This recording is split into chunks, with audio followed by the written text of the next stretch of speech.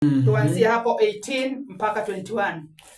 Zekaria 1 mstari wa 18 hadi 21. Amen. Asante. Na nitasoma kwa Kiingereza kwa sababu hiyo ndio tafsiri niko nayo ya Githungu. Zekaria 1 verse 18 to 21. Then I looked up, and there before me were 4 horns.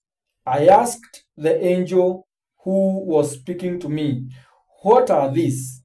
He answered me, "These are the horns that scattered Judah, Israel, and Jerusalem." Then the Lord showed me 4 craftsmen. I asked, "What are these coming to do?" He answered, "These are the horns that scattered Judah, so that no one could raise their head. But the craftsmen have come to terrify them and throw them down, these horns of the nations who lifted up their horns against the land of Judah to scatter its people." Bwana asifiwe sana. Amen. Hebu na tuombe. Baba yetu, tunakushukuru asubuhi njema kwa vile umekuwa pamoja nasi wiki hiyo yote. Twasema ni asante kwa kutukusanya tena kwenye hii radio ya Lili FM ili uweze kuongea nasi.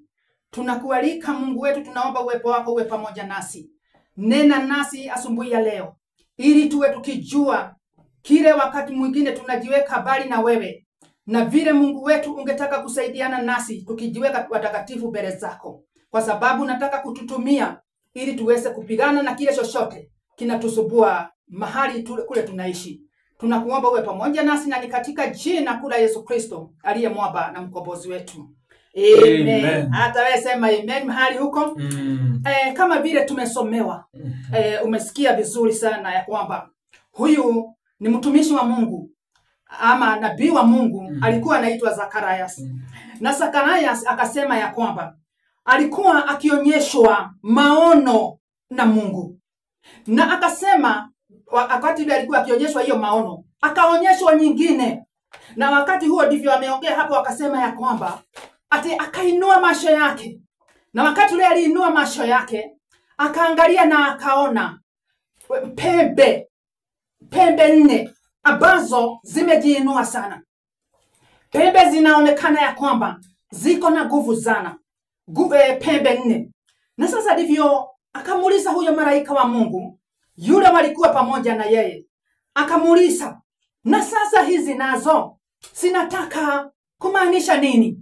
Naye malaika wa Mungu yule alikuwa akinena naye akamwambia, "Hizi sinasimamia nguvu, zinasimamia powers zile ziko na maadui. Ni nguvu za maadui. Wale ambao wamejiinua sana ni nguvu za maadui. Hizi pembe horns zinasimamia nguvu ya maadui. Hii ni pembe zile ambazo zinaoharibu ama zinatawanya watu wa Mungu, watu wa Yerusalemu, watu wa Yuda na Israeli." Akamwambia huyu Zekaria, hizi pembe ndizo zinasuiria hawa watu wa Mungu kwenda mbele. Ndizo zinafanya hawa watu wa Mungu wasiinue kichwa. Kama vile umesikia hiyo neno ikisomwa, nasema ya kwamba ate hizi pembe, malaika wa Mungu akamwambia, hizi pembe zinafanya hawa watu wa Israeli na Yuda na Yerusalemu, hakuna hata mmoja kati ya wao ambaye atakayeweza kuinua kichwa yake. Akienda kuinua kichwa yake, anarudishwa chini. Akienda kuinua kichwa yake, anarudishwa chini. Na kwa hivyo hizi pembe zinasimamia maadui wa watu wa Mungu. Na wakati huo aliambiwa hivyo, wakati huo tu akatazama, akaangalia pande nyingine, akaona tena wavua chuma 4 ama 4 craftsmen. Nao walikuwa wameshika shombo cha kukata. Walikuwa wameshika hammers, atuliana manyitete dhoshi ya gotinia. Wavua chuma walikuwa wameshika hizo vyombo ya kukata. Na sasa Zekaria tena akauliza malaika wa Mungu, nao wanataka kumaanisha nini? Ni nini wanataka kufanya, ama ni nini kimewaleta? Malaika wa Mungu naye akaendelea na kumwambia, hii ni jeshi la Bwana. Hawa wametumwa, wamekuja kuharibu ile kazi inafanywa na hawa maadui. Wamekuja kukata hizi pembe. Bwana Yesu asifiwe sana. Wametumwa na Bwana, wametumwa wakuje ili waweze kutawanya hawa maadui. Maadui wa watu wa Israeli, wa watu wa Yerusalemu na Yuda, watu wa Mungu. Wale wamekuwa wamewainukia, hizi pembe zimejiinua kutawanya watu wa Mungu, kuwakosesha amani, kuwakosesha freedom. Hawakukuwa na freedom yoyote, hawakukuwa na uhuru wowote, kwa sababu kuna pembe inamarudisha chini. Na sasa Mungu naye ametuma jeshi lake, hawa 4 craftsmen wakuje wasimamie Mungu. Kwa sababu ukiangalia kwenye kitabu ya Kumbukumbu la Torati ama Deuteronomy 28, Mungu amesema nini? Amesema ya kwamba mimi nitakuwa nikipigana na maadui wako. Ni mimi nitakuwa nikipigana na maadui wako. Watakusanyika pamoja, wakuje wapigane na wewe. Lakini mimi Mungu, ni mimi nitawatawanya, watakutoroka na watakimbia na njia 7. Na ndivyo sasa hapa unaona hiyo maandiko sasa ikitimia hapa. Mungu sasa amekuja kwa sababu ya hizi pembe. Hizi pembe zinasimamia maadui, zinasimamia powers, they are warriors. Yani wale walikuwa wamekuja wamejihama, wajemihamu ili waweze kupigana na watu wa Mungu.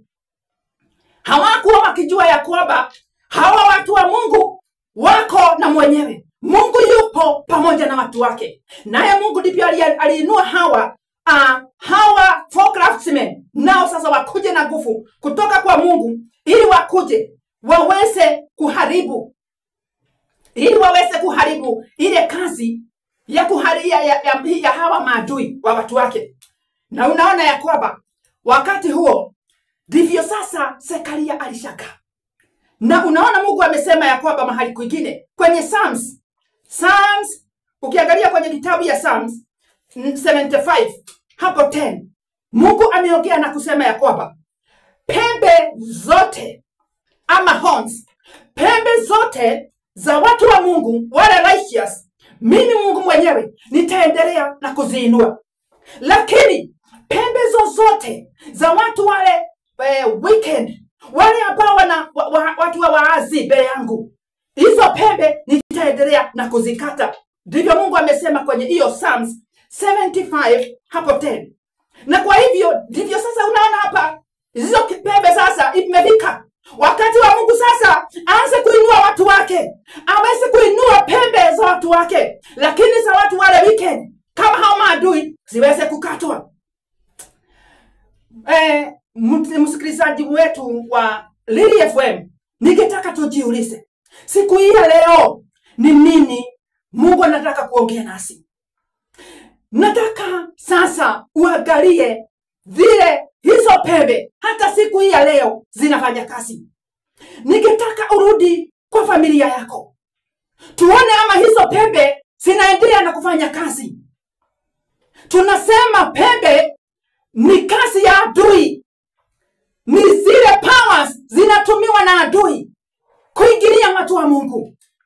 Tukirudi kwa familia zetu, nataka uangalie kwa jamii yako. Kwa jamii mara mingi tunajua inakuwaga na baba, inakuwaga na mama na watoto. Lakini mapenzi ama vile Mungu alikuwa anataka akitengeneza hiyo jamii, alikuwa akitaka unity, umoja. Lakini sasa hiyo umoja siku ya leo kwa jamii nyingi hakuna. Unaona watu wametawanyika huko, sio kama watu wa jamii moja.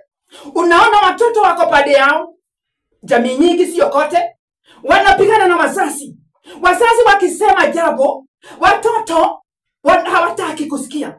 Ukiangalia watoto wako pande zao, wakati mwingine unaona hata wazazi wengine ni kama wamegojeka, na sio kwa jambo ingine, kwa sababu ya vile wamesumbuka, kwa sababu ya vile watoto wao wanafanya ama wanakaa ama vile wanabehave.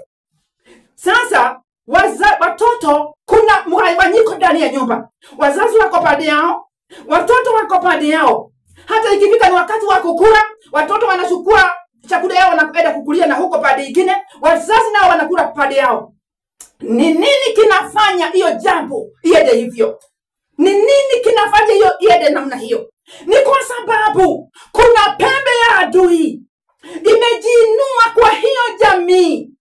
Kazi ya pembe ni kutawanya. Imetawanya sasa wazazi na watoto. Hawawezi wakakula pamoja, hawawezi wakafurahia pamoja. Tena inaingia, inafanya watoto, pengine ni familia ama ni jamii iko pengine na watoto tuseme 5 ama wale wako, unaona wengine wanaenda pande ya mama, wengine wako pande ya baba, na hiyo ni jamii moja. Unajua pale mwanzo Mungu, Biblia inasema nini? Ati kutakuwa na furaha siku ya mwisho, baba, mama na watoto wakienda nyumbani mbinguni wakiwa kitu moja. Lakini naye adui anapigana na hiyo, na ndivyo ameinua pembe yake apigane na hiyo ubabu moja. Unaona sasa ni baba na watoto wawili, ni mama na mtoto mmoja. Hiyo ni kama sasa kuna ni familia iko hata na opposition. Wazazi wakisema, baba akisema, kuna watu wa kupigana na hiyo. Wakati ule mwingine unaona pengine kuna mmoja mzuri kwa hiyo jamii, lakini adui amekuja ku make sure hiyo jamii haitakuwa na furaha. Pengine ametuma hata magonjwa kwa hiyo jamii.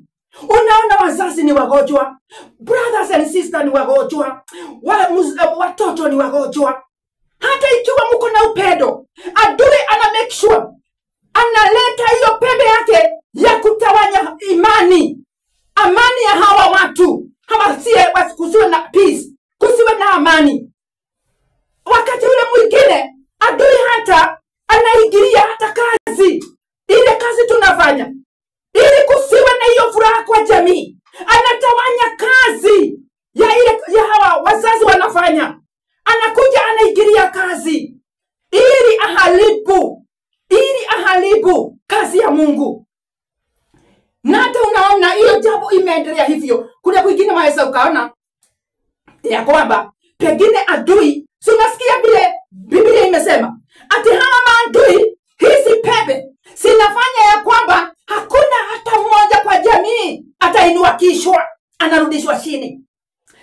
Unaona kwa jamii pengine iko na watu 10, hakuna watu adui alipigana na wao, hakuna yeyote aliweza kusoma vizuri, wote wanakaa tu hivyo, wote ni kuombaobana hii msaada. Lakini pengine kuna shomoka mmoja anaweza pengine kukaa vizuri, ako na pesa yake, aweza kasaidia brothers na sisters. Lakini hebu nikuambie, hao maadui, hizo pembe si napigana na huyo. Sikiuliza, huyo alishomokea wapi? Alitoka wapi? Na vile tumeinukia hii jamii, hakuna mmoja atakayetoroka ama atakaye jiinua kichwa yake. Unaona huyo mmoja, na tumeshawahi sikia mara mingi, yule ambaye alikuwa anaonekana amekaa vizuri, aweza akasaidia wale wengine. Unasikia huyo mara mingi ndiye unamsikia kila wakati yako na madawa, anakunywa madawa. Wale wengine hata wanakutwa kwa barabara, wengine waweza wakauliwa kwa barabara accidents, wale wengine wanasikia hata hajulikani na kule ako, kwa sababu adui kumuwida. Wakishindwa alitorokea wapi? Kwa sababu ni maadui wa kupigana na watu wa Mungu wasiinuke na wasikae vizuri. Ndugu na dada yangu, tukiangalia hii ni vita ya adui, iko hata siku hii ya leo. Jiangalie kwako, ni nini kinaendelea? Angalia kwako, kumeinukiwa na magonjwa, kumeinukiwa na kazi imepiganwa nayo. Angalia ni vita iko kati yako na watoto wako. Angalia pengine ni bibi na bwana hawawezi wakakula pamoja, hawawezi wakasheka pamoja, kwa sababu adui aliona wakishikania pamoja wataenda mbali. Kwa hivyo amekuja na kutawanya umoja wao, hataki. Na wewe una blame your husband, una blame your wife, una blame your children. Lakini siku ya leo Mungu anataka kutujulisha ya kwamba sio hao wako na shida. Kuna pembe imejiinua kwa jamii yako. Chukua ile hatua inatakikana. Hizi pembe zimejiinua hata kwa kanisa. Tunaona hata mara mingi kwa runinga. Unaona makanisa, kunao makanisa moja mbili ambako adui ameingilia sana, na kuna mgawanyiko. Unaona kanisa hata wakati mwingine hiyo mgawanyiko inafanya hata kanisa inafungwa, watu wanasomea nje, kwa sababu kuna grupu mbili ama grupu tatu, na ni church, ni nyumba ya Bwana. Adui ameingia hata huko na kuanza kuharibu na kuwatawanya.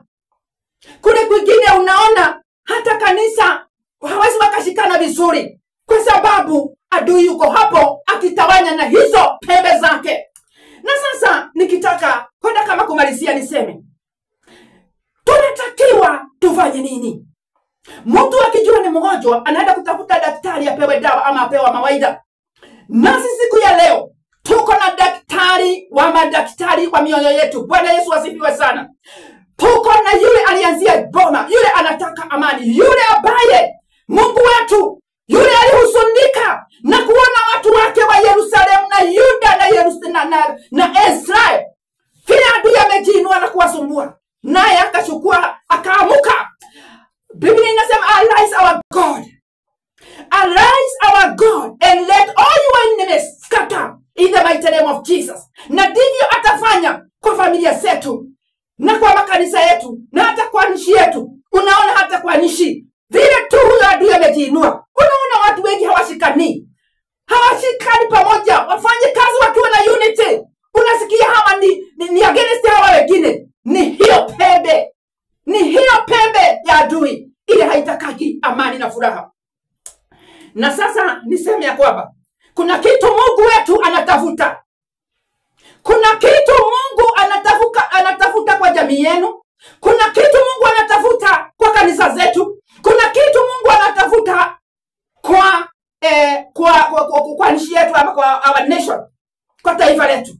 Anatafuta nini? Craftsmen. Na ndio wamekosekana. Craftsmen.